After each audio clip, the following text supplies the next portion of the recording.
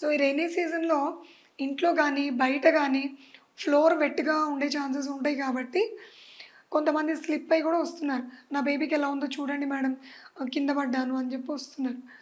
So మీరు proper footwear select జేసుకోండి.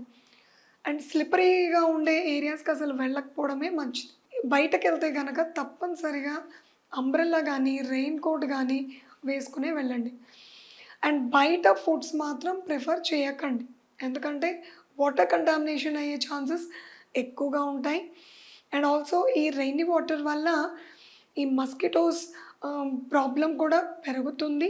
So దీనివల్ల వచ్చే మలేరియా, డెంగ్యూ ఛాన్సెస్ పెరుగుతాయి. సో రెయినీ సీజన్‌లో ఈ ప్రికాషన్స్ మాత్రం తప్పనిసరిగా పాటించండి.